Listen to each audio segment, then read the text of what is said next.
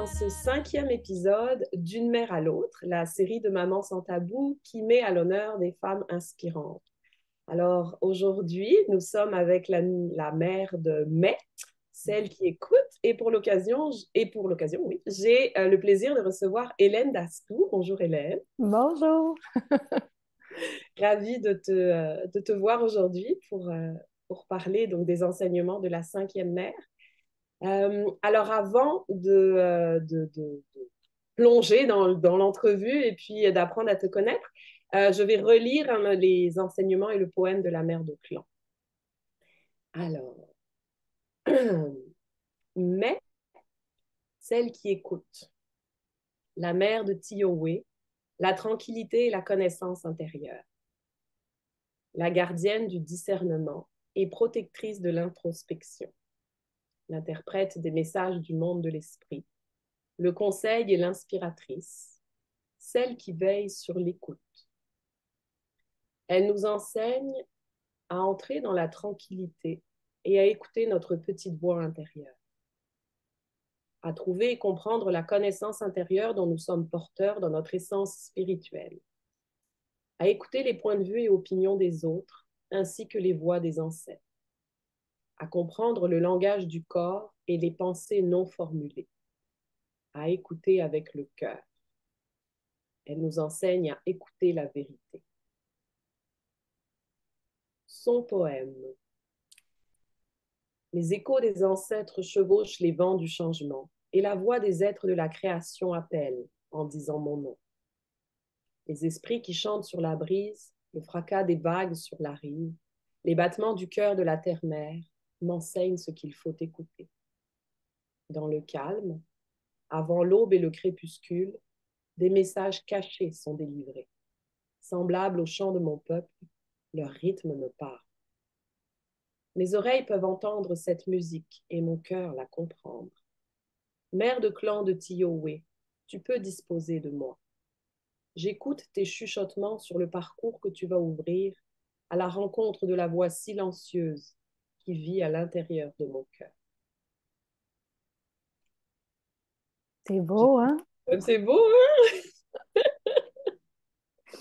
Je suis très touchée, Anne, vraiment touchée euh, de cette description, puis que tu viennes faire un lien avec ma médecine. Merci beaucoup de cette reconnaissance puis de m'inviter aujourd'hui ici. Donc, j'en comprends que tu te reconnais dans cette description. Avec un certain travail à faire encore. Ça me faisait rire parce que je t'écoutais puis je me disais, oh, mon conjoint, il dirait, ben voyons, c'est pas elle pantoute. Parce qu'on a quand même, on est soi, je suis moi, et il y a quand même différents visages. Puis je sais qu'aujourd'hui, on va parler aussi de la femme, de la mère, mais Mhm. c'est sûr que quand on est la broue dans le toupette, dans le foyer, avec toutes les demandes des enfants, les lunchs à faire, les devoirs, le bain, non, non, non, ben, la dynamique est différente. On est moins dans l'écoute profonde de sa petite voix Mhm. intérieure. Et lorsque je suis dans cet espace où je prends du temps pour moi, cet espace où je fais en nature, cet espace où je reçois des gens à la maison pour des soins, des consultations, ben là, c'est sûr qu'il y a quelque chose dans ce que Ouais. tu as nommé qui se dépose avec plus de facilité. Mais je pense que c'est le défi, justement, hein, quand on est maman, de conjuguer tout ça. Je pense que ça Mhm. se garde dans un équilibre d'une certaine façon. Ouais. Ouais. Ouais. Ben, c'est vrai que moi, je t'ai connue à travers ta médecine, donc là, je le vois, l'énergie est différente que quand tu es en séance avec nous. Tu as une voix très douce, une énergie très posée. C'est vrai que c'est pas la même chose. Mais justement, moi, c'est vraiment intéressant ce que tu dis parce que un des enseignements qui m'a frappé quand je l'ai relu, parce qu'il y a beaucoup d'enseignements dans chaque euh, conte et poème, en fait, de chaque mère, hein, il y a plusieurs facettes. Et là, celui qui est ressorti, mais je pense aussi en fonction de ce que je lis, de ce que je vis, pardon, en ce moment, c'est cette capacité à ramener toutes les parties de soi. Les sagesses autochtones que je suis disent à rentrer à la maison, en fait. Mais c'est vraiment ça. Et comme tu dis, quand on est maman, ben, on a une certaine identité, un certain chapeau. Il y a la femme aussi, il y a l'entrepreneur ou la salariée, puis il y a la conjointe. Donc, c'est vraiment intéressant que tu aies fait ce parallèle. Ouais. Oui, vraiment. Puis j'ai envie de peut-être, ben, si tu me permets, dans ce que tu nommes aussi, puis des fois, même à un niveau professionnel, des fois, il y a des moments dans notre vie où on est amené à faire des choix. Mhm. Puis moi, dernièrement, c'est le choix que j'ai fait d'être moi dans tout ce Mhm. que j'offre au niveau professionnel. Tu sais, la plupart d'entre vous ne me connaissez pas, mais j'ai étudié pour être intervenante sociale.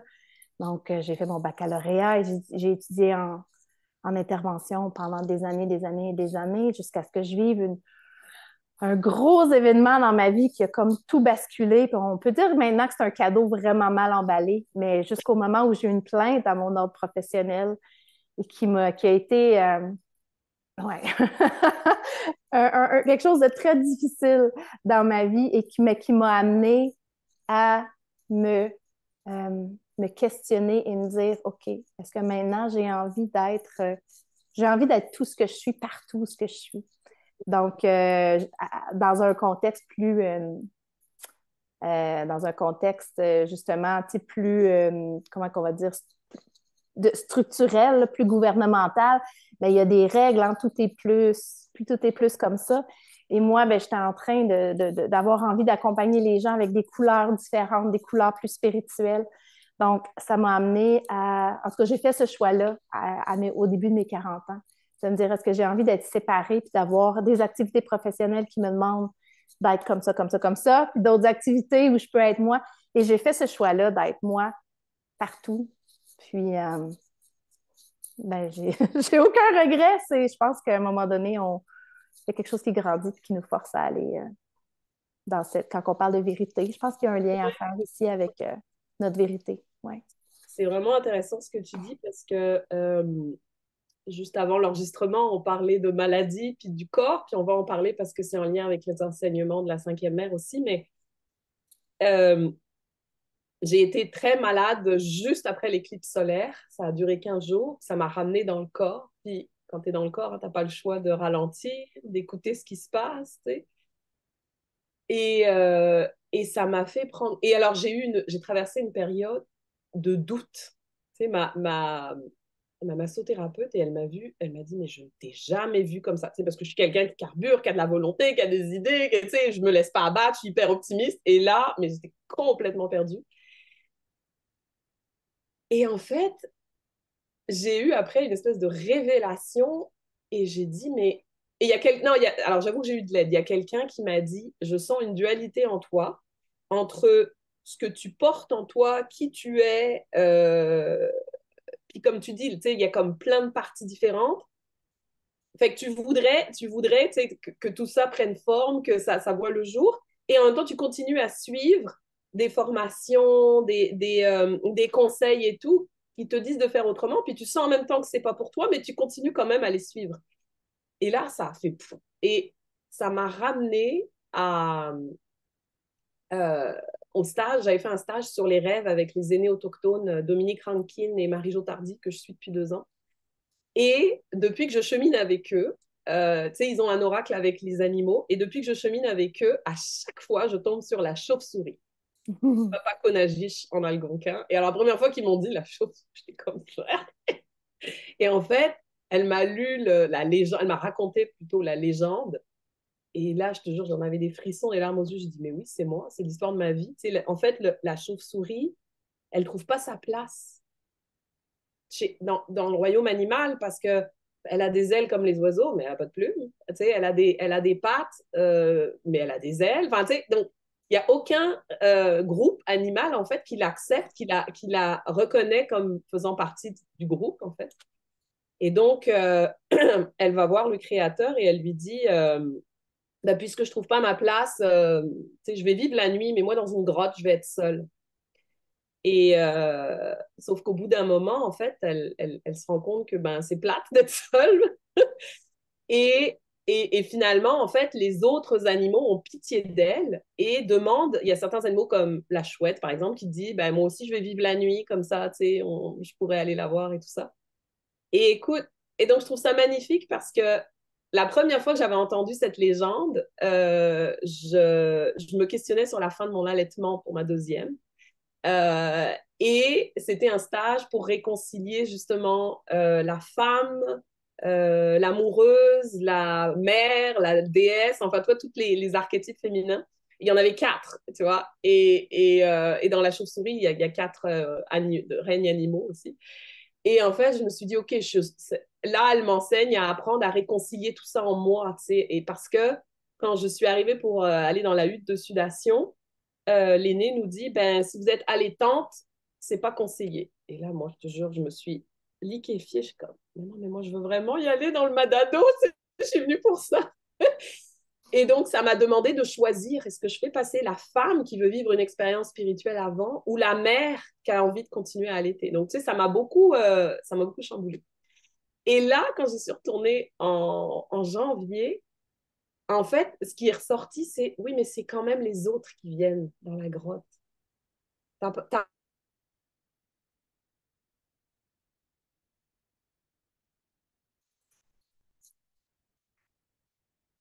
pas à trouver par toi, tu vois. Et donc là, en ce moment, c'est vraiment ce que la maladie réalisée, c'est accepter toutes ces parties de moi.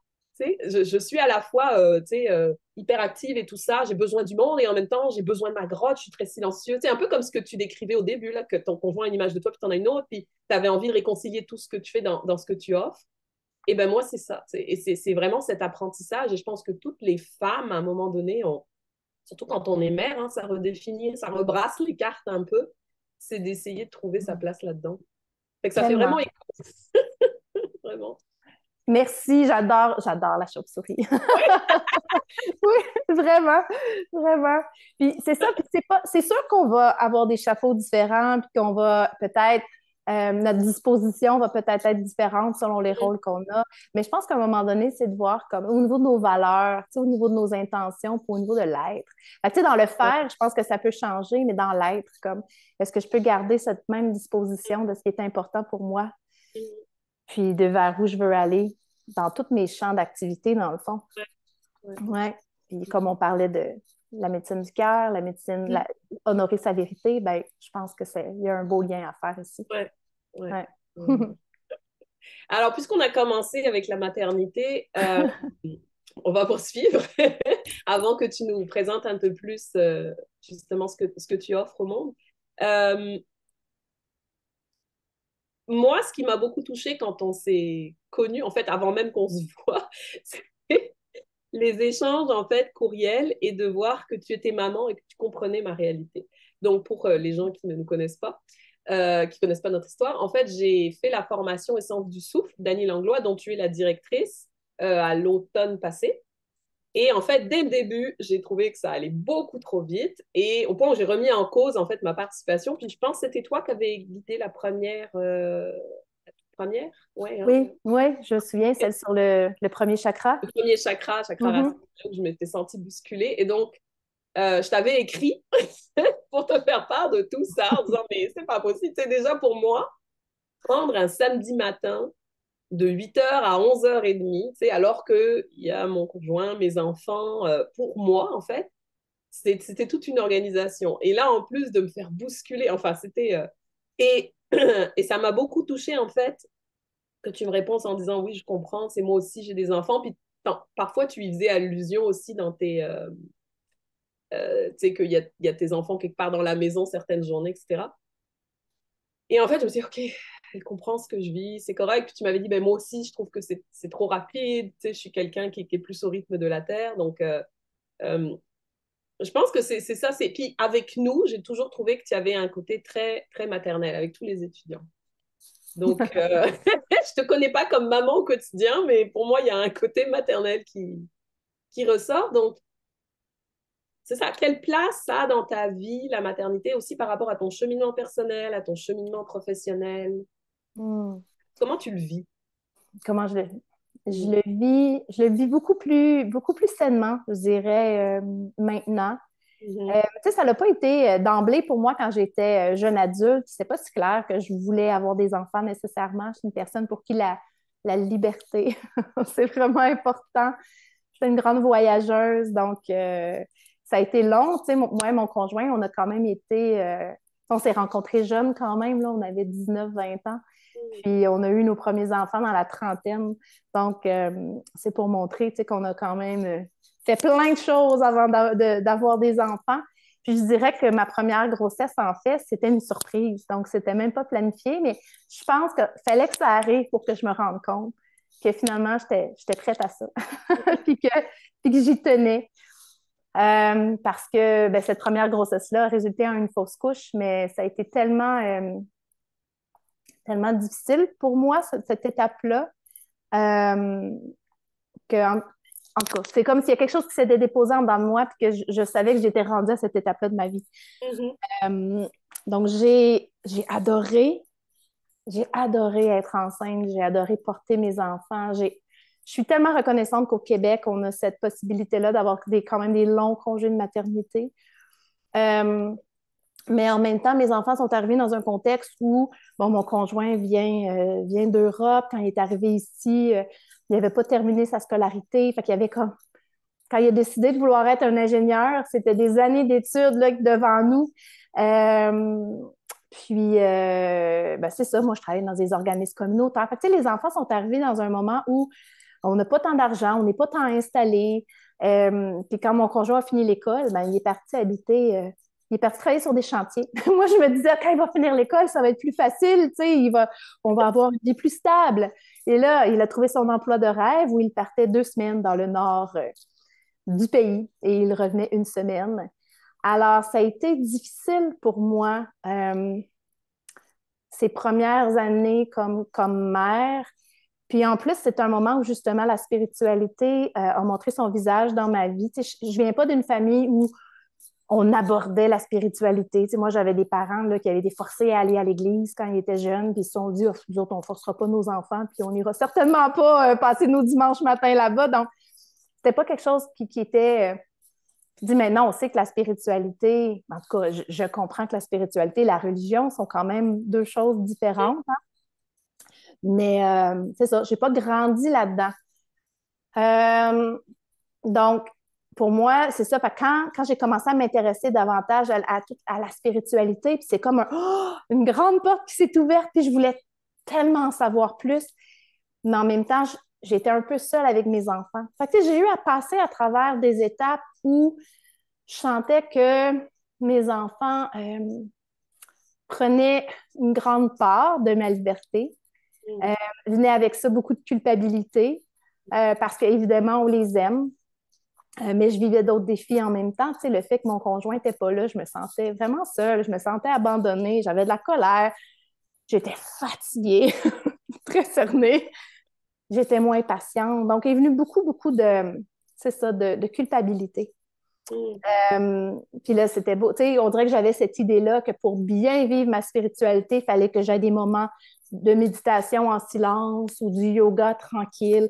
Mais c'était pas ça du tout. Tu sais, moi, je faisais du yoga dans mon salon avec un enfant qui me faisait le cheval sur ma patte en arrière. Puis, tu sais, et on dirait que maintenant, je comprends. Maintenant, Mhm. je suis dans un autre espace. Mon plus jeune a 7 ans, mon plus vieux a 14 ans, j'ai une fille de 11 ans. Donc, on est un petit peu ailleurs.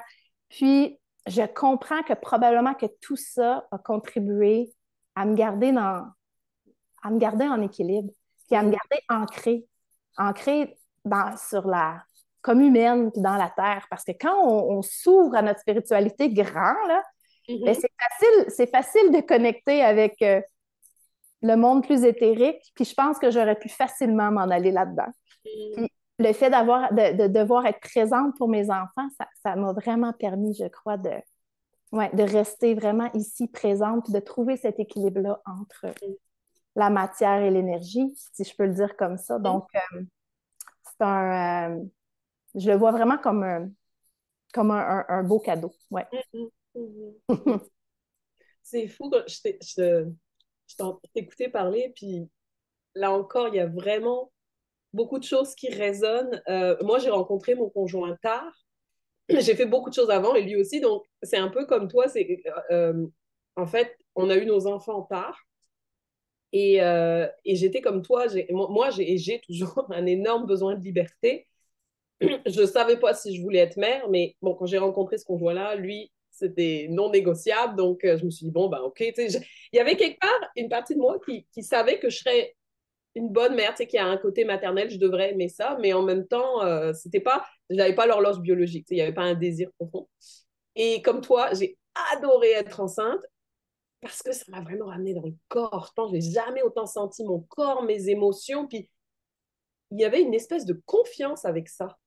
Il venait avec ça, en fait. Je me sentais guidée vraiment. Puis en plus, quand tu es enceinte, on respecte. On respecte ça parce qu'on estime que c'est sacré, que c'est important, on veut protéger le bébé, donc tu n'as pas envie de faire quelque chose, tu as envie de prendre ton temps, on respecte ça. Puis quand on n'est plus enceinte, c'est plus le cas. Donc ça, j'ai vraiment aimé qu'on me permette de vivre ça. Par contre, après, comme toi, j'ai trouvé ça vraiment difficile. Bon, moi, mon conjoint était présent, mais j'ai découvert qu'en fait, en congé maternité, on est quand même très seul. Puis ben, moi aussi, comme je viens d'Europe, j'ai pas de famille ici.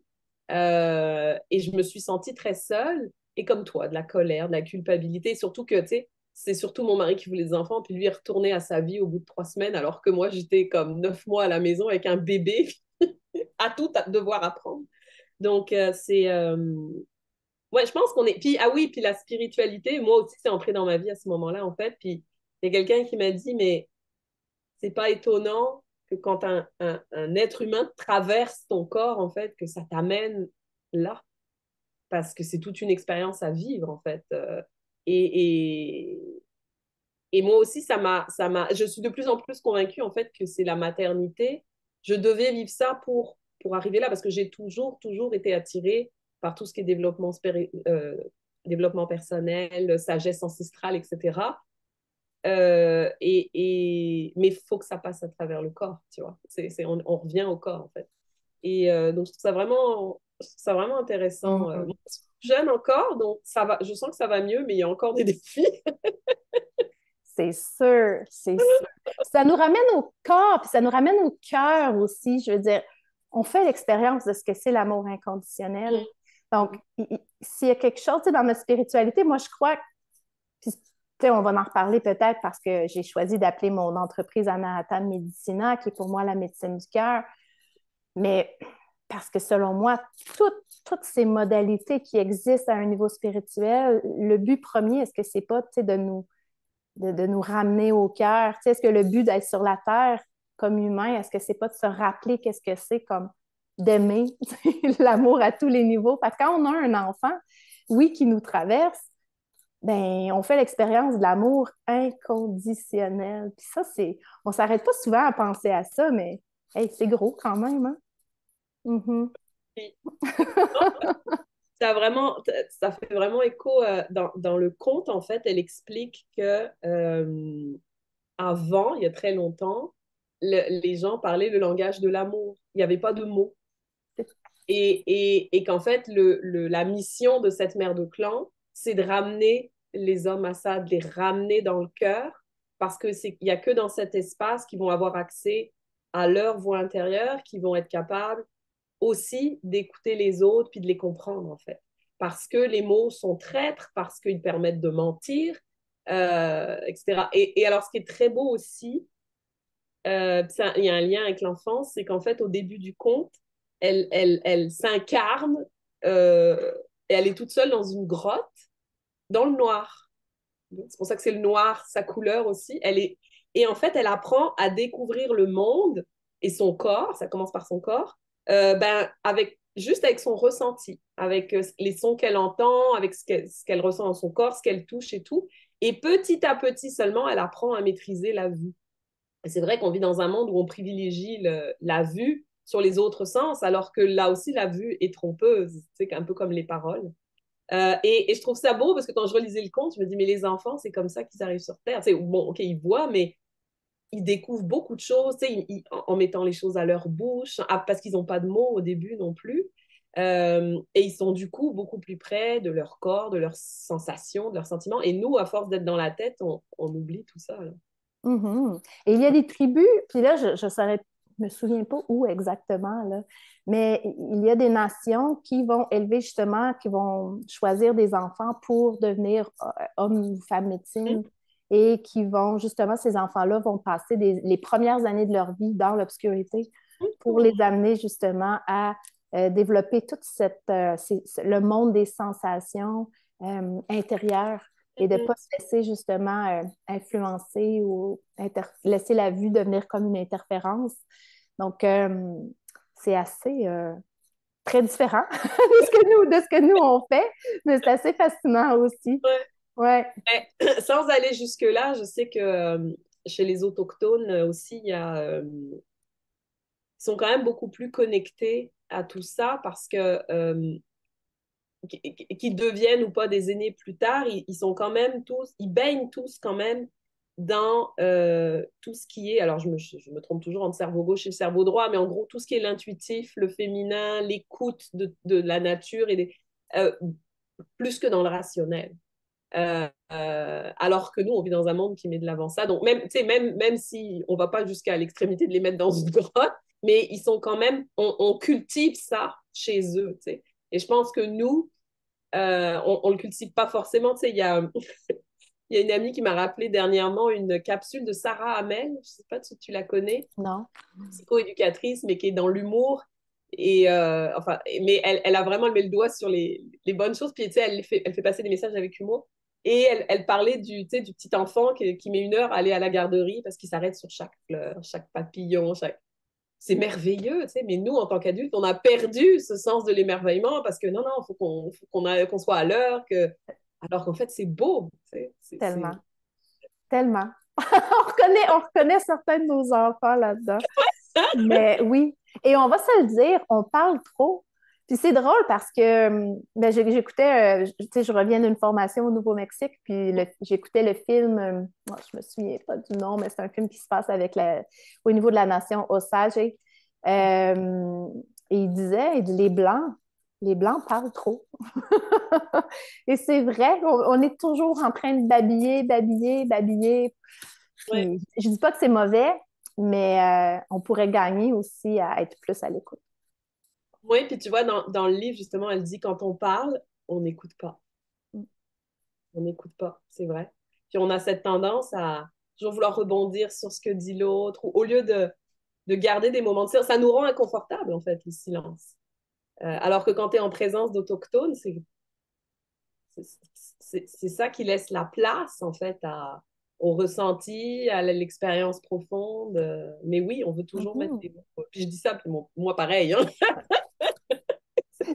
Puis, et c'est complètement aligné avec ce que tu dis. Ça m'a touchée quand tu as parlé du langage du cœur parce que c'est une réflexion que je nourris beaucoup depuis les dernières années.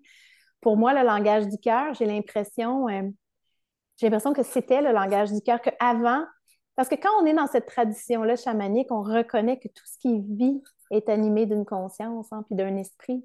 Et qu'ainsi, tu sais, les arbres, les fleurs, les animaux, le ciel, la rivière, que tout est comme frères et sœurs de terre, ou on fait tous partie d'une même famille. Et je pense que les peuples premiers, pour eux, c'était une vérité. Et si on fait tous partie d'une même famille, ben, on est capable de communiquer les uns avec les autres.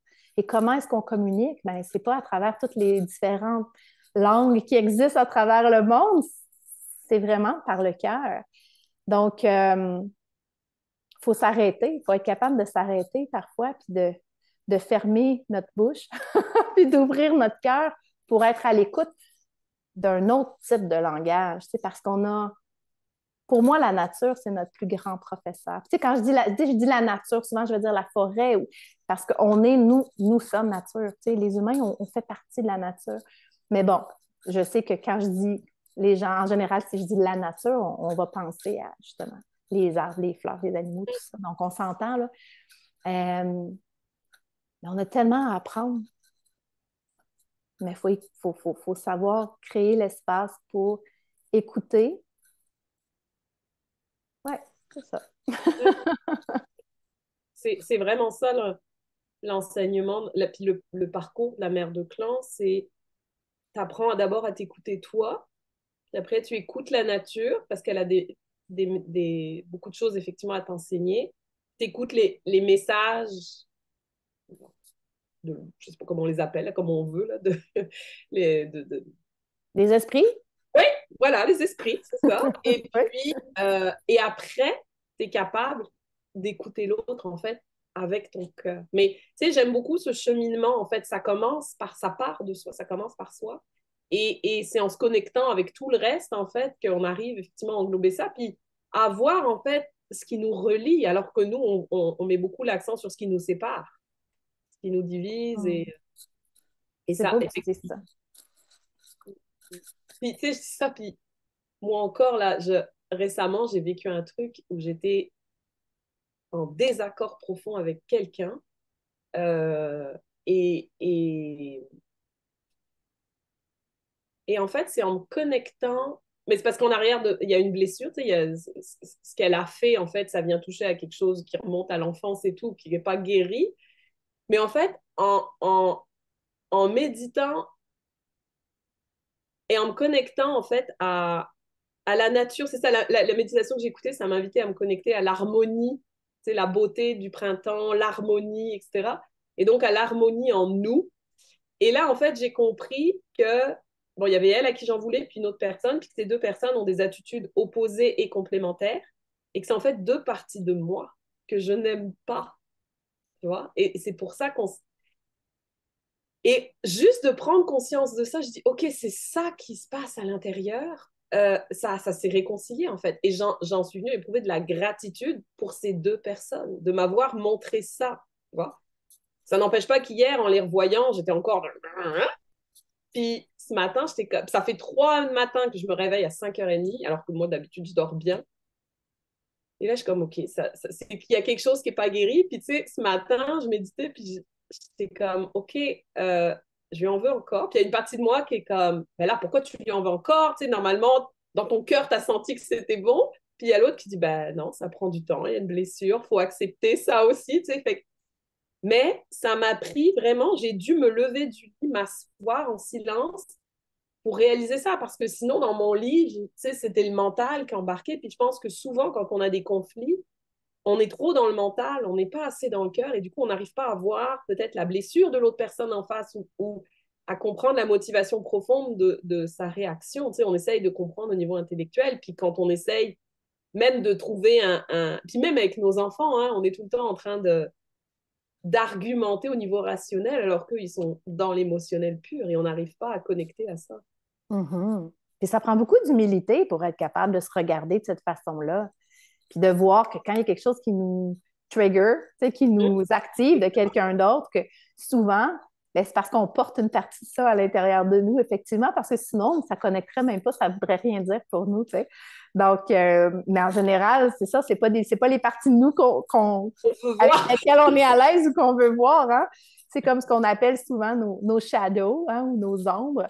Ouais. Mais justement, tu sais, la nature puis les gens autour de nous, ben, ce sont des miroirs, tu sais, avec lesquels on peut vraiment travailler. Mais c'est ça, ça nous demande de l'humilité puis le désir, je pense aussi, d'évoluer, hein?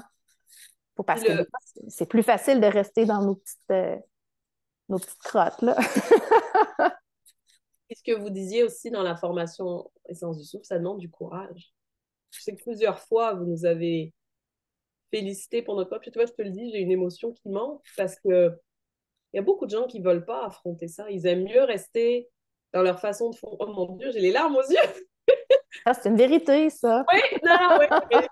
Ça fait référence à certaines personnes dans ma famille, puis moi qui ai envie que, tu sais, tout le monde puisse avoir accès à sa meilleure version de soi-même. Et il y en a juste qui veulent pas. Tu sais, je me rappelle très bien je pense que c'était le dernier séminaire où Annie était là, où je lui ai dit, mais quand, tu sais, quand nous, on voit que les autres pourraient progresser puis qu'ils veulent pas, c'est dur de respecter ça parce que nous, on sait qu'il serait tellement mieux, mais ça prend effectivement de vouloir de se regarder en face et c'est pas toujours le fun à vivre. Là, les 15 jours que j'ai vécu malade et tout, c'était pas agréable.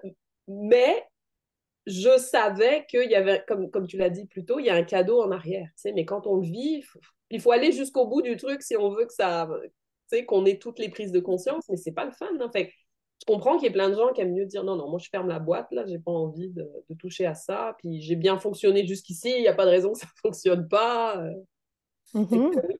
Tellement. On dit le travail sur soi, ce n'est pas le plus facile, mais c'est le plus beau. Ouais.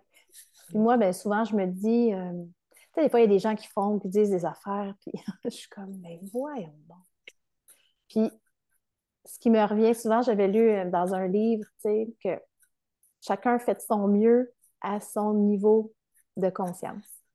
Donc, c'est quelque chose qui me revient souvent de me dire, ben, cette personne-là a fait de son mieux là où elle est, tu sais, dans son évolution. C'est pas une façon, c'est pas pour dire que tu toi ou moi, où on est plus évolué, tout ça. C'est juste qu'on fait des choix qui nous amènent justement, tu sais, je crois qu'on est là pour évoluer. Puis, et voilà, tu sais. En tout cas, des fois, ça m'amène d'avoir comme plus d'ouverture puis de compassion, des fois pour des comportements que je comprends pas ou qui me fâchent parce que je me dis, ben, j'essaie de comprendre que cette personne-là, ben, d'une certaine façon, pour elle, ça c'est son mieux.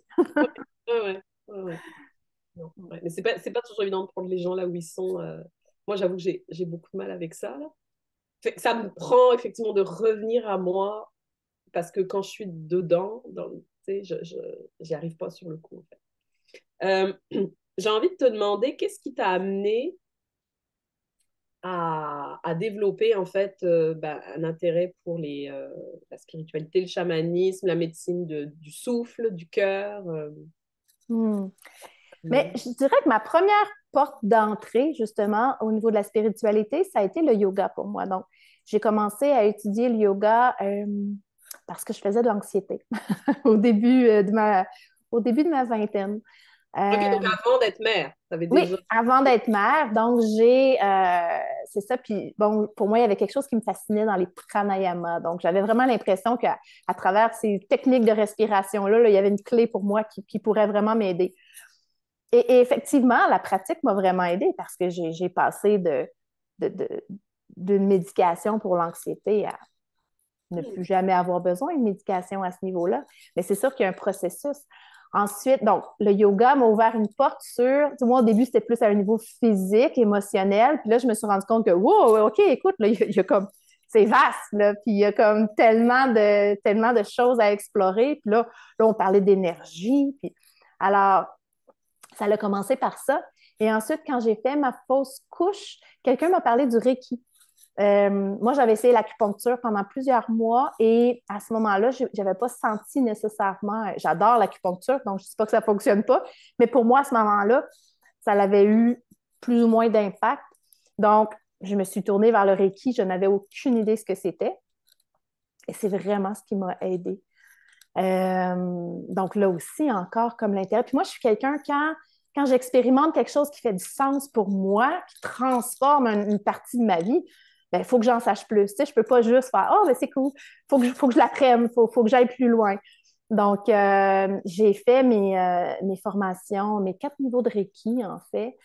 Euh, et quand la respiration consciente est arrivée, suivant la situation justement que j'ai vécue à mon ordre professionnel, en fait. Donc, j'ai reçu une plainte. Là, à ce moment-là, j'étais enceinte de mon troisième enfant et j'étais enceinte comme ça, vraiment sur le bord d'aller en congé de maternité. Et là, on m'appelle pour me dire que j'ai eu une plainte à mon ordre professionnel et moi, je gèle et je me dis, mais voyons, c'est comme il me semble que je fais tellement mon travail avec amour, diligence, et on ne peut pas me dire de quoi il s'agit avant de me rencontrer dans 2 semaines.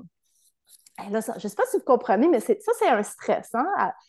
Et finalement, quelqu'un a mentionné que je faisais de l'ésotérisme dans mon travail, mais avec des faits qui étaient très mal compris, je crois. Tu sais, je peux te donner un exemple, mais de dire que j'avais un jeu de cartes dans mon bureau.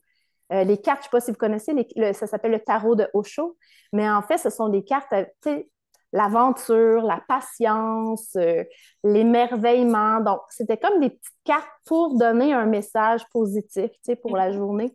Mais on a dit que je faisais du tarot auprès des élèves et que je leur disais leur avenir, ce que je n'ai jamais fait, mais toute façon, je n'ai pas à rentrer là-dedans, mais c'est pour vous dire que pour moi, ça a été un impact. Si j'ai vécu un trauma dans ma vie, ça a été celui-ci.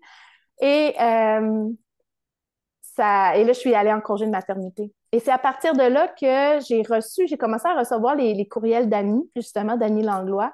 Et il y avait ce courriel qui parlait de respiration alchimique. Donc, dans le temps, c'est la première formation qu'elle a ramenée au Québec. Et ça disait, et si c'était ta vocation? Si ça résonne pour toi, peut-être que c'est ta vocation. Et ce mot-là, respiration alchimique, ça vibrait partout.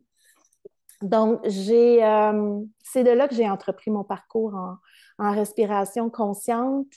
Euh, et pour moi, c'est comme si j'ai des ailes qui ont poussé. C'est comme si ça m'a amené à...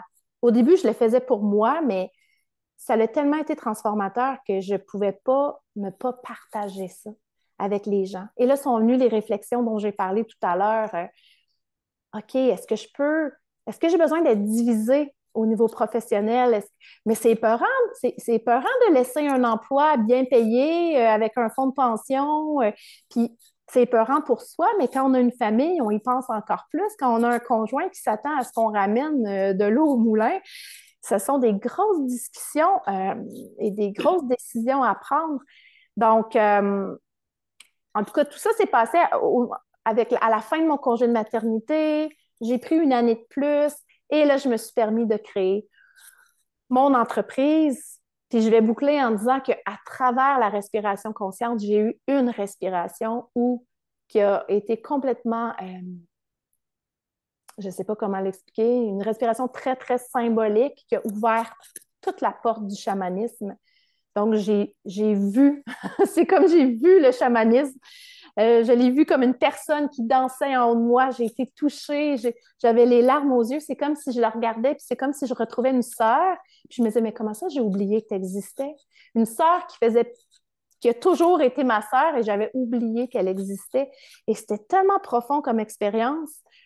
Et j'ai su qu'en suivant la respiration, j'irais explorer le monde du chamanisme.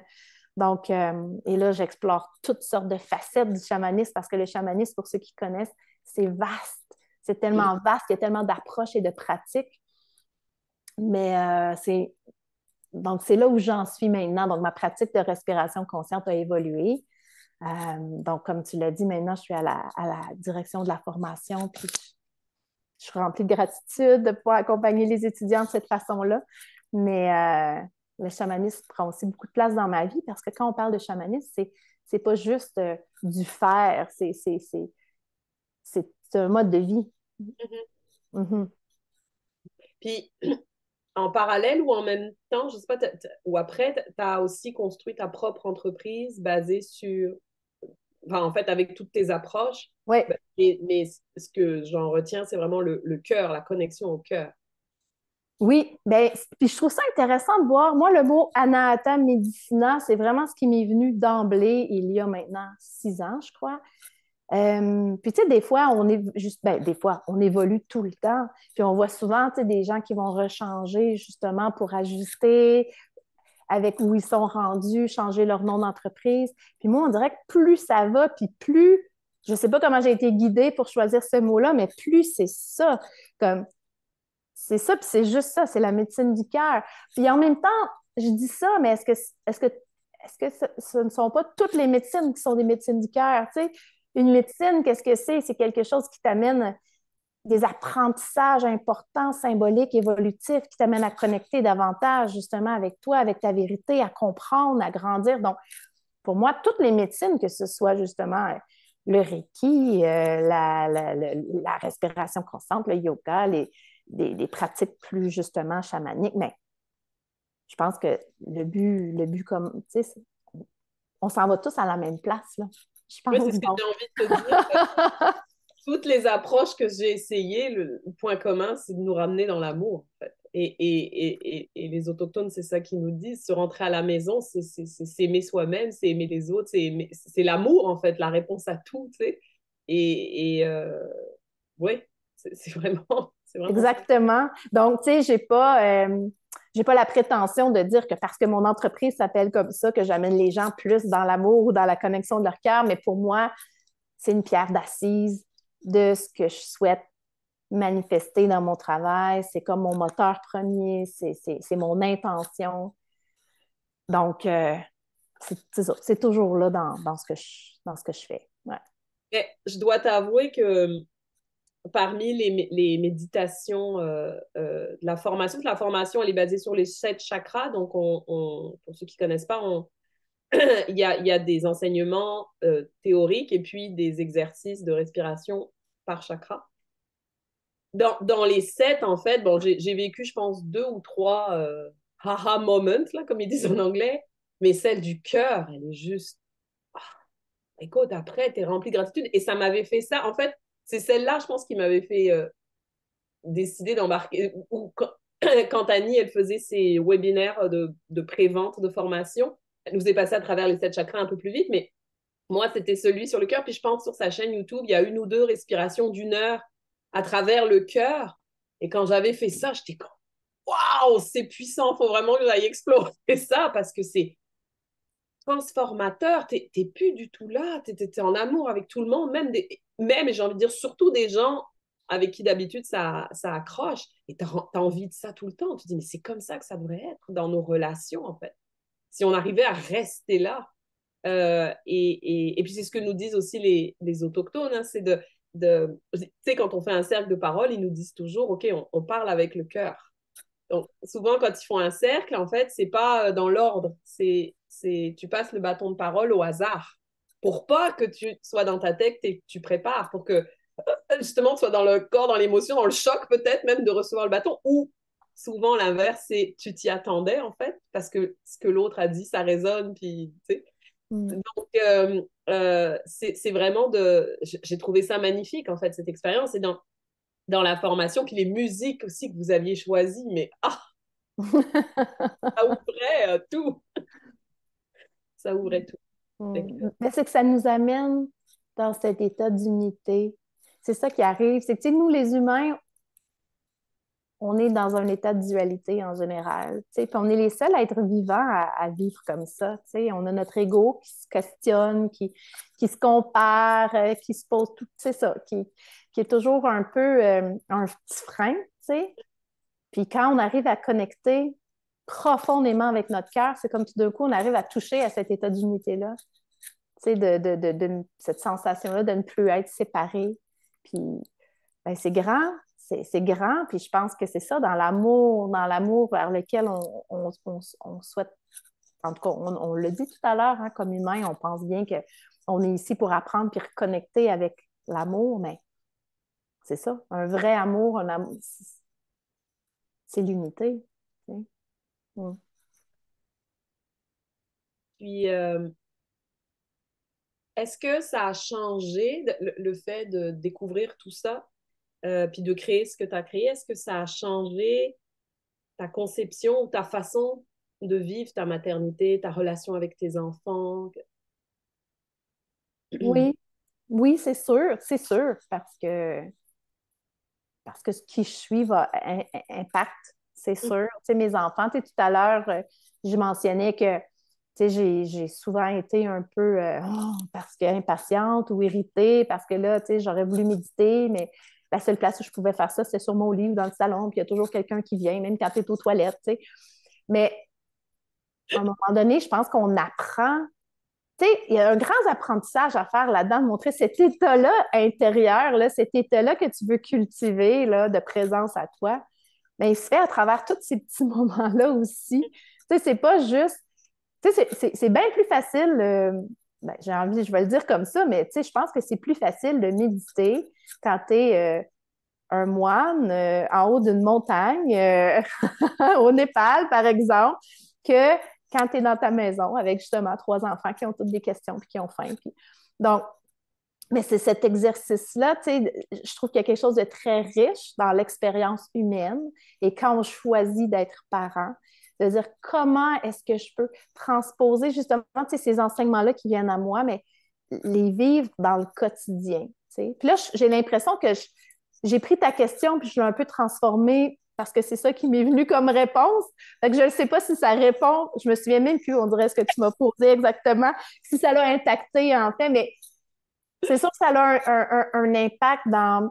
Tu sais, maintenant, c'est comme ça que je le vois. Tu sais, je me dis, c'est ça, comment je peux tu sais, comment ils sont mes enseignants, en fait, puis qui m'amènent, tu sais, les défis nécessaires pour que je sois capable de faire cet exercice-là, tu sais, de me ramener, de me recentrer, de sentir que oui, je peux vivre une spiritualité, puis que ça n'a pas besoin d'être assise en lotus sur un tapis dans une pièce isolée. Comment je peux la vivre juste dans mon quotidien, parce que c'est comme ça qu'on...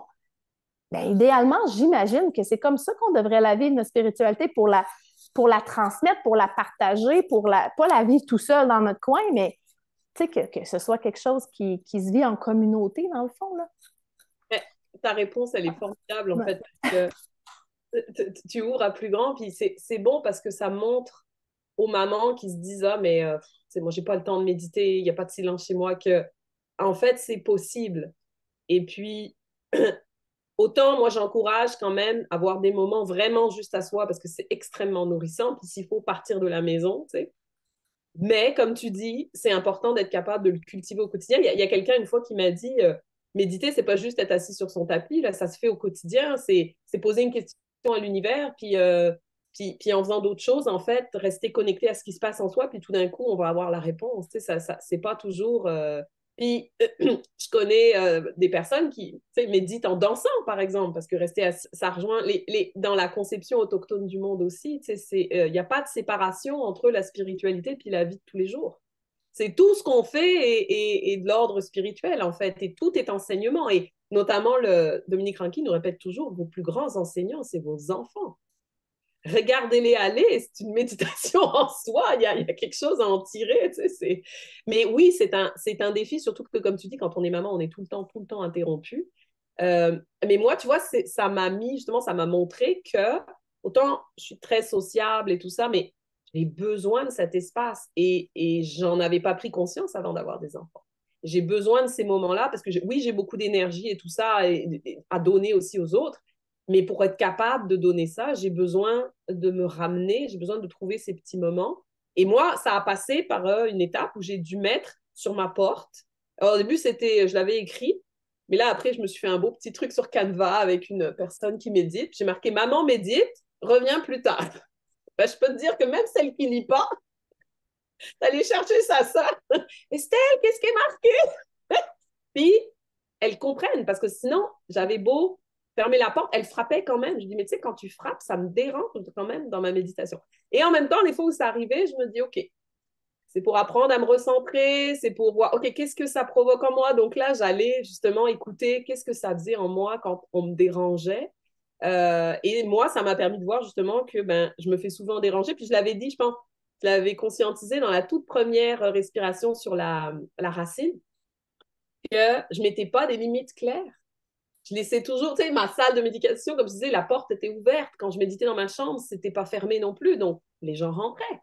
Parce que j'ai une aura qui fait que les gens, tu sais, sont, comme je disais au début, sont attirés. Donc, et mes filles, beaucoup, tu sais, encore plus. Je suis la maman, tu sais. Oui, puis Et ils mon le sentent, mari, là. il Quand pouvait c'est aller sur le... Ouais, quand c'est le bon moment, ils le savent. ouais.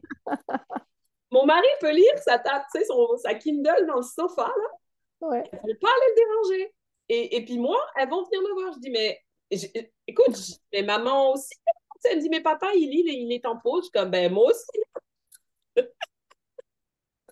Tout à fait. Mais ça nous amène, c'est ça, ça nous amène, je pense que c'est important d'être capable de mettre à un moment donné certaines limites parce qu'il faut être à l'écoute de ce qu'on a besoin aussi. Moi aussi, là, j'ai besoin de moments comme justement, tu sais, où je suis pas trop dérangée. Puis c'est des moments qui peuvent être très créatifs pour moi, puis j'ai besoin de ça, tu sais.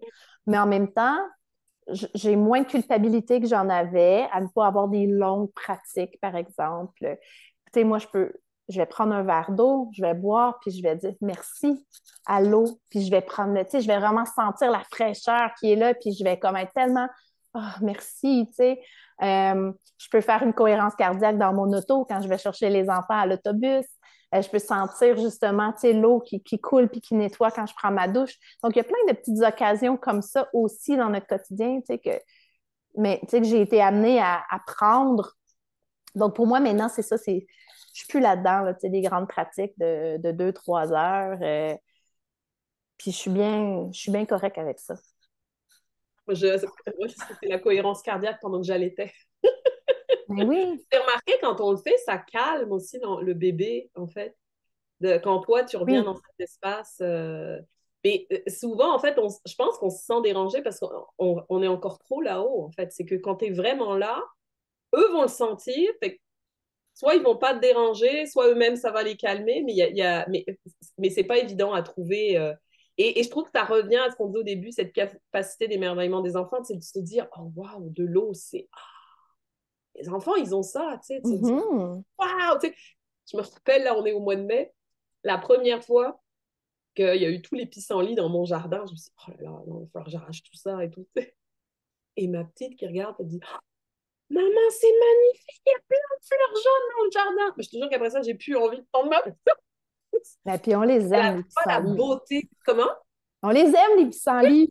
Oui, Ils tu sais, ont- je dis, ils arrivent à voir cette beauté-là, tu sais, et c'est ça, c'est à ça que moi aussi m'a ramené c'est ça, la méditation, de retourner à soi, c'est de retourner à l'émerveillement de l'enfant, en fait, puis la petite fille qui est toujours là, que je trouve vraiment, ouais, vraiment précieux Hmm.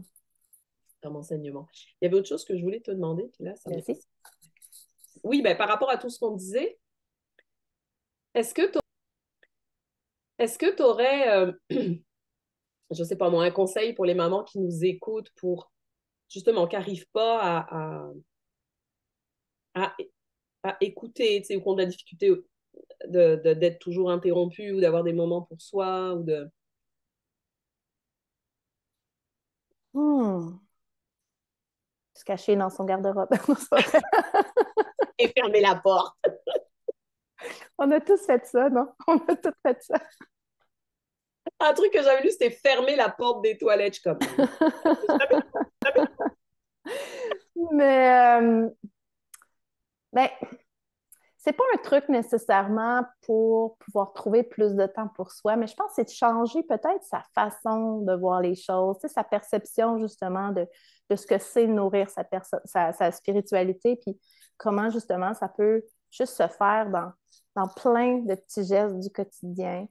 Tu sais, je reviens d'une formation vraiment comme incroyable là, avec Sandra Ingerman, qui est une dame, c'est une grande dame du chamanisme, tu sais, qui enseigne partout sur la planète depuis plus de 40 ans.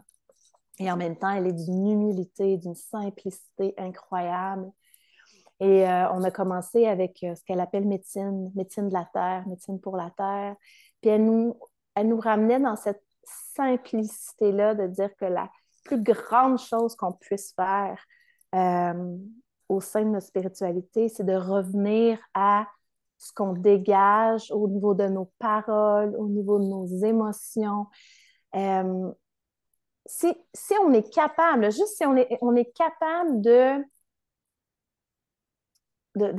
faire attention, de ne pas faire attention à ce qu'on émet, en fait, comme vibration. Juste ça, c'est incroyable. Tu sais, quand on parle de médecine pour la terre, tu sais, c'est que souvent on va penser, bon, des déchets ou les gens qui coupent les arbres et tout ça, mais on pense pas des fois au collectif, tu sais, à toutes nos émotions, comme des fois la colère, l'envie, la rage, justement, qu'on dépose dans le collectif. Tu sais, on vit nos émotions, puis et ça s'en va dans le collectif et ça a un impact sur l'énergie à un niveau planétaire. Tu sais. Fait que des fois, c'est ça, on pense pas à ça, puis tu sais, on sait qu'il y a des guerres, on sait, puis on se sent un peu impuissant. Fait que si juste dans nos familles, tu sais, ça peut commencer par nous, d'avoir ce souci-là de comment je vais vivre mes émotions. Ça ne veut pas dire d'être parfait parce qu'on va en avoir de la colère, mais si je vis de la colère, est-ce que je peux juste la transmuter avec mon intention de dire, je me rends compte que j'ai de la colère, s'il vous plaît, est-ce que je... Tu sais, en anglais, on disait May I change it for love and light? Tu sais, est-ce qu'on peut juste faire la demande à l'univers ou à nos esprits, nos alliés, de transmuter cette émotion-là en quelque chose de plus positif, juste pour pas que ça... Pollue. Donc, Oui, exactement. Tu sais, là, je le sais que je m'en vais loin dans ce que je dis, puis peut-être qu'il y en a que ça va moins leur parler, mais juste je veux juste exprimer que ça n'a pas besoin, votre spiritualité n'a pas besoin de passer par des grandes pratiques et des longues pratiques. Ça peut passer à travers et des petits gestes du quotidien, juste cette conscience-là de ce qu'on dégage à chaque moment. Donc, c'est correct des fois d'être en colère, c'est correct de manquer de patience, c'est correct d'être exaspéré, mais comment je peux m'en rendre compte, puis juste le transformer, Je pense Puis, que ça passe avant par accepter. S'aimer là-dedans. Se dire, j'ai le droit d'être en colère, ça fait partie de moi. C'est pas négatif.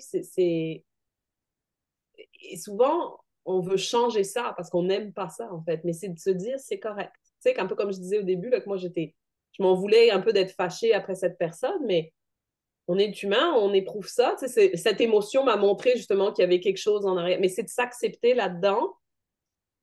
Et je pense que c'est comme ce que vous nous. Moi, c'est un des trucs que j'ai retenu aussi quand on respirait, tu sais, à travers une douleur ou une émotion difficile. Juste le fait de l'accueillir par la respiration, de l'accepter, ça se transforme. Il y a mhm, rien à faire. Naturellement, ça se transforme. tout Parce à que si fait, c'est là, c'est que ça veut nous dire quelque chose. Donc, il faut qu'on l'écoute. Puis si on l'écoute, c'est bon. tout à fait. Puis ça nous ramène à l'amour. Ça nous ramène à ça. On a dit l'amour pour nos enfants, il est inconditionnel. Est-ce qu'on est capable de nourrir cet amour-là pour nous? Je pense que c'est le plus grand travail. C'est moins évident. Donc, ouais, ça nous ramène là. Puis, tu sais, juste pour moi, je trouve qu'il y a énormément de culpabilité qui vient souvent avec le fait d'être parent. On veut tellement leur donner, on veut tout leur donner, tu sais. Puis en même temps, ben, des fois, on se compare, puis il y a tellement de petits livres pour nous dire quel est le parent parfait, quoi faire pour être un parent parfait. Hein? Et là, si tu ne fais pas toutes ces règles-là, j'ai envie de dire des fois, mais tu sais, regarde une forêt, là. Il n'y a pas une ligne droite. Il y a rien. Tu sais, tout, tout est en courbe. Tu sais, il n'y en a pas, tu sais. La perfection, c'est d'être imparfait. C'est toujours imparfait, tu sais, d'être imparfaitement parfait. Fait tu sais, ça, c'est peut-être un petit conseil, tu sais, pas pour cultiver nécessairement du temps pour soi, mais juste dans notre façon de voir les choses. Tu sais, regardez dans la nature, Einstein disait, hein, et vous comprendrez alors tout beaucoup mieux. Je peux, comme dans quel ordre il le dit, mais, et c'est vrai, tu sais. Oui, moi, j'ai eu des révélations. Tu sais, quand je te disais, je me sentais éparpillée, toutes ces parties de moi. Un jour où ça me préoccupait, je pars me promener. Et là, je me suis mise à pleurer en voyant, c'était l'automne, le début de l'automne, un arbre magnifique. Mais il était magnifique parce qu'il était complètement éparpillé. Il partait dans tous les sens, il était toutes les couleurs. J'étais comme, oh, c'est beau l'éparpillement, c'est pas négatif nécessairement, tu vois. Et effectivement, je pense que juste contempler, tu sais, moi j'aime ça écouter les oiseaux le matin ou contempler un arbre ou des fleurs, ça, ça nous parle en fait. Moi j'ai toujours l'impression que les oiseaux essayent de me dire quelque chose, tu sais, Et pourquoi pas? que souvent ça revient. Pour finir, j'ai envie de te demander, parce que même si on est dans l'écoute, la mission que je me suis donnée avec Maman sans tabou, c'est de parler de tous les défis des tabous de la maternité, parce que je trouve qu'on n'en parle pas assez, surtout de tout ce qui est tabou ou plus dérangeant. Tu sais, donc j'ai envie de te demander, toi, dans ton expérience de mère, en fait, est-ce qu'il y a vraiment un défi ou un tabou que tu trouves, que toi, tu as vécu ou que tu trouves que on gagnerait vraiment à le défoncer, à l'exprimer, à le démolir, enfin, le mot que tu veux. Oui, OK. Moi, la première chose qui vient, je dis, moi, mon grand défi, c'est de faire des boîtes à lunch le matin. Ça, Mais je comprends, là, on parle à un niveau plus introspectif. Mais ce qui me vient, c'est un peu en lien avec ce que je disais tout à l'heure, tu sais, que on dirait que maintenant, on a des modes d'emploi sur tout. Hein? La bonne façon de faire ci et là, la bonne façon, tout ce que tu devrais faire et ne pas faire pour favoriser le meilleur développement de ton enfant. Puis, je trouve que ça crée énormément de stress, de pression, de comparer. Bien avec ça, la comparaison. Moi, je parlais de la forêt tantôt. Pensez-vous que les arbres se comparent les uns aux autres? Oh mon Dieu, toi, t'es donc ben, ta peau est rugueuse, puis toi, ta branche est toute croche. Tu sais, voilà la différence entre l'unité et la dualité. Mais donc, pour moi, c'est comme. Mais ça, c'est un grand tabou, je trouve, où ça nous amène à. Mais je trouve que ça nous éloigne un petit peu de l'entraide, tu sais, ou de ce sens de communauté-là qui devrait, ou ben, j'aime pas dire le mot devrait, mais qu'on souhaiterait voir émerger justement dans un contexte tu sais, de maternité, de famille. Là, on dirait qu'on est plus dans un contexte de, bon, on veut tout ce qu'il y a de mieux pour notre enfant, on s'entend, là, mais on va avoir des façons, on est différents, donc c'est normal qu'on va avoir des façons différentes de voir les choses, de faire les choses. Et on dirait que vient facilement ce jugement-là, des fois, je trouve, comme d'une famille à l'autre. Ah ouais, ils font ça comme ça pas... Ils sont bien trop rigides, ils sont bien trop souples, ils laissent faire qu'est-ce qu'ils veulent, ça n'a pas d'allure, ils écoutent 2 heures de TV par jour. Tu sais, à un moment donné, je trouve qu'on a oublié un petit peu, tu sais, comme le laisser vivre, puis tu sais, évidemment, il y a certaines balises, là, tu sais, je comprends que, tu sais, je veux dire, mais je sais que tu comprends ce que je veux dire dans le sens, et ça devient très, puis en même temps, ça devient tellement, tellement important pour nous. Je sais pas si, tu sais, quand nos enfants sont petits, là, on veut tellement, tellement bien faire les choses, puis ça prend tellement de notre énergie, puis ça prend tellement de tout ce qui est, de tout ce qu'on est, là, que, tu sais, la nourriture, l'allaitement, les siestes, puis c'est comme si ça devient notre monde, notre univers, tu sais. Puis, tu sais, moi, je me souviens, moi, tu sais, maintenant qu'ils sont plus vieux, mes enfants, je me rends compte que, tu sais, qu'ils aient mangé des céréales à 4 mois ou à 6 mois, ça n'a pas vraiment d'impact sur en deuxième année, quatrième année, secondaire 1, qui il est comme enfant, comme individu. Mais quand on est dans cette période-là, c'est tellement important. Puis quand on parle de tabou, c'est juste que je trouve que ça devient difficile d'ouvrir un dialogue des fois parce qu'on c'est tellement il y a comme tellement de contractions sur ce qui devrait être fait, ce qui est bien, ce qui est moins bien, que ça devient difficile, je trouve, d'échanger librement parce que moi, j'ai senti des fois, je ne peux pas dire ça, j'aurais peur de blesser, j'aurais peur que ce soit mal pris. Fait que c'est pas tant un tabou que j'essaie d'exprimer, mais je trouve qu'on a créé beaucoup de contractions par rapport à toutes ces méthodes-là de façon d'élever nos enfants. Puis, ça serait le fun de revenir peut-être à quelque chose de plus souple, peut-être. Ouais. Mais ça revient moi dans ce que tu dis, j'entends pression de la performance, c'est comparaison aux autres. Je sais que dans les mamans qui me suivent, il y en a qui sentent beaucoup cette pression. Fait, oui, il y a le juger ce que font les autres, mais il y a aussi se sentir jugé, puis de se dire toujours, attends, elle fait ça, sa maison, elle est propre, comment ça se fait que moi, j'arrive pas à faire les mains? Puis du coup, de se faire du mal à soi au lieu d'accepter que, bon, bah, tu sais, moi, mes enfants, c'est ma priorité, donc la maison, elle sera sale, puis c'est correct, tu sais, puis Ouais. ils vont pas tomber malades parce qu'il y a des poussières qui traînent chez moi, puis Au s'ils ont contraire.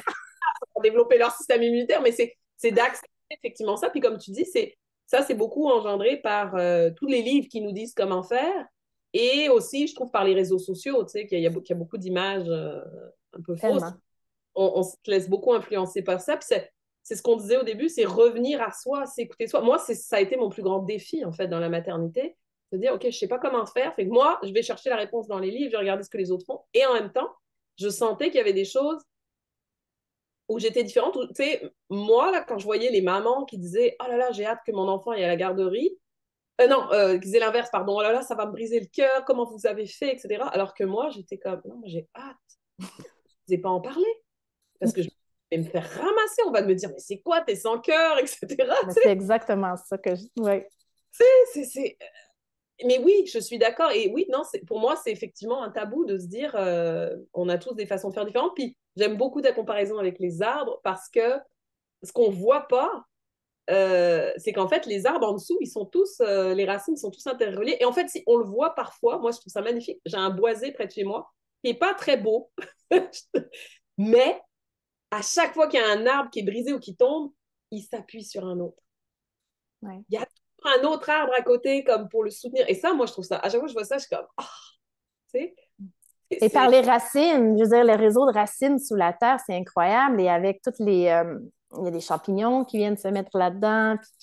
Donc, c'est comme un. Tu sais, on l'appelle le ouais, web de la vie, là. C'est une autre sorte de web. Mais... Donc, il y a énormément, énormément d'entraide. Puis, fait que, tu sais, je continue de penser qu'on a beaucoup à apprendre de la nature. Puis, ça serait vraiment. c'est un besoin que je vois chez beaucoup de mamans, je l'ai moi aussi, ce besoin du village. Mais effectivement, pour avoir ce soutien, ben, faut arrêter de se comparer, puis accepter, demander de l'aide aussi, ça, c'est pas toujours évident, ouais. Mhm. Puis des fois, c'est des conversations courageuses, tu sais, d'être capable d'échanger. Tu sais, je trouve que des fois, quand on est comme parents de jeunes enfants, comme je dis, on est tellement focusé dans notre petite bulle de ce qui se passe que des fois, on en perd, je sais pas, on perd une certaine relativité des fois, tu sais, mais ça devient difficile de... Tu sais, ça serait beau si on savait que l'amour est, tu sais, qu'on pouvait se parler puis qu'on savait que l'amour est toujours là, tu sais, puis qu'on pourrait se dire les choses le fun comme les choses peut-être moins le fun, mais dans un but d'évolution, dans un but comme de partage puis de grandir ensemble, puis tout en respectant le choix de l'autre, tu sais, mais je trouve que des fois, euh, c'est ça, on s'empêche ces conversations-là justement On parce a que c'est peur. ça. Oui. Ben, Mm. c'est pour ça que moi, je prône beaucoup les cercles de parole pour les mamans, parce que moi, j'ai découvert cette médecine et je trouve ça formidable parce que c'est vraiment le lieu où tu as une écoute, une réelle écoute. Parce que l'autre ne peut pas rebondir sur ce que tu dis, parce qu'il n'y a pas de conseil en arrière, parce que si tu as une émotion, on te laisse la vivre. Tu sais, je me rappelle même dans un cercle de parole physique, à un moment donné, il y en a une qui a pleuré, il y a quelqu'un qui a voulu se lever, et l'aîné nous a dit non, non, faut la laisser, tu sais, faut vraiment pas intervenir, on est dans l'écoute, c'est tout. Et c'est des espaces. Et quand on reçoit cette écoute-là, là, on ose ouvrir son cœur, puis dire les choses. Puis... Mais on manque d'espace comme ça, effectivement, dans notre société. C'est pour ça que je trouve que ce que tu proposes, ce que propose Annie Langlois, c'est magnifique, parce que ça permet de toucher à ça. Et je pense que plus on sera nombreux à toucher à ça, plus on aura le goût de développer Mm. des espaces comme ça pour permettre ce retour à l'amour. Tout à fait. À travers la communauté. Tu sais, c'est ça, ce que nous enseigne le chamanisme, en fait, c'est le nous, avant le jeu. Puis quand on est nous, ben, on est plus fort. C'est ça. Les arbres ont compris ça. Hélène, merci beaucoup. Merci à toi. Euh, Belle discussion. Ça m'a permis de te connaître un peu mieux aussi. Et puis, euh, et puis j'espère que ça vous a apporté des réflexions à toutes, des prises de conscience aussi. Euh, donc, on va conclure ici. Et puis, donc, je vous donne rendez-vous pour la prochaine entrevue au mois de juin. Donc, c'est la conteuse. Donc, après avoir écouté, c'est celle qui raconte. Donc, il y a une belle progression. Donc, c'est le moment de nous quitter, Hélène. Merci encore. Et Merci à toi. bonne journée à tous. Merci beaucoup. Avec amour.